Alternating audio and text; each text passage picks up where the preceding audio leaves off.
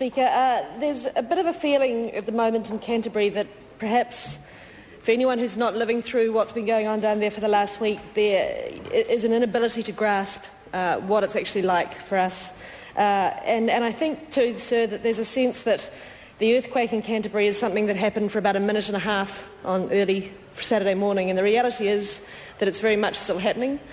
We've heard today the Minister of Civil Defence speak of the nearly 300 odd aftershocks that we have.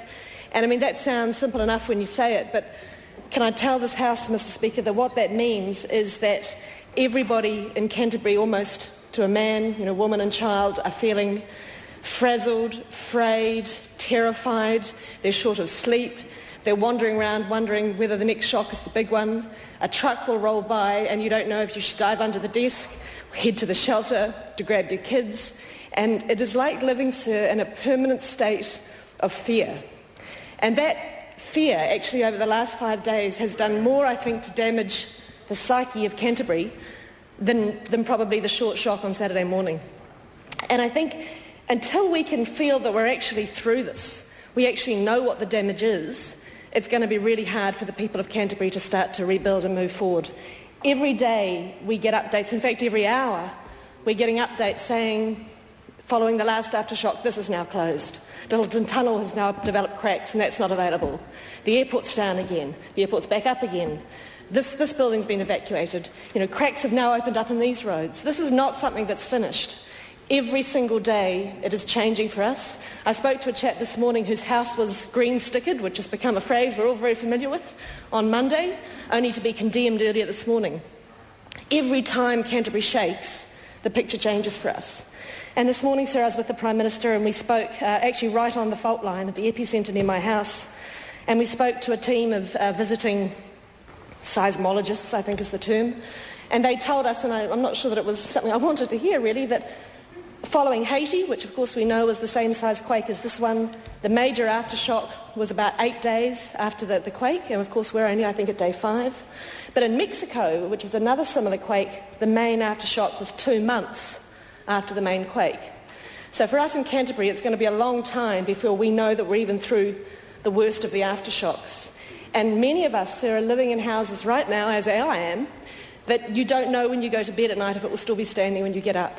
There are parts of my house that I'm not allowed in, and that's fine, at least it's still standing, and we can rebuild that and everyone's fine. But it is a fear that it's difficult to explain of what that feels like. And sir, I think that those moments on Saturday morning are being relived by us every time we go to bed. The physical violence of your house being thrown around, and it's hard to believe that your house can withstand the sort of forces that were being imposed on it. I had absolute certainty that my house would collapse around me. And at that moment, I can tell you there's only one thing on your mind, and it's not Parliament, I have to tell this House. And it's not the debates we have here and the contention, it is your family and where they are and can you get to them. And my daughter was only in the next room and we were screaming for her. She couldn't hear us. We couldn't get to her. But then when we did get to her, what we found was that, in fact, the fish tank that had flown across her room and smashed on her bed had missed her head by inches. And that's the sort of story we're hearing all the time. And it's incredibly hard. It's incredibly challenging. And it's going to take Canterbury a huge amount of time to recover from. I think the physical impact is the least of it. I think that's the thing we're all starting.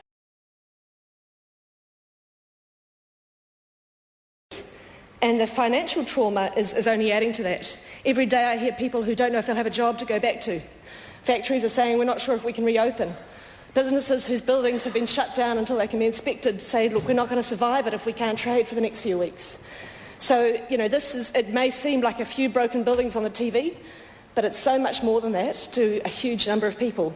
And when you think about the fact that there's 100,000 homes that are going to need repairing, and you look around your house and you think, how long am I going to be living in a house like this until it can get fixed? And it really is a sobering thought. And look, I know we're all incredibly lucky that no one was killed, and we are incredibly grateful for that. And the euphoria of being alive got us through the weekend, but now actually the reality of what this is going to take to turn around is really hitting home. And I thought, sir, that it was important to speak to this House and try and give a little bit of that sense of what this is like in the streets of Canterbury right now. I do just want to touch, though, sir, on the resilience of our communities. They have been fantastic, and they make me proud to be a Cantabrian. Thank you. Honourable Peter Dunn.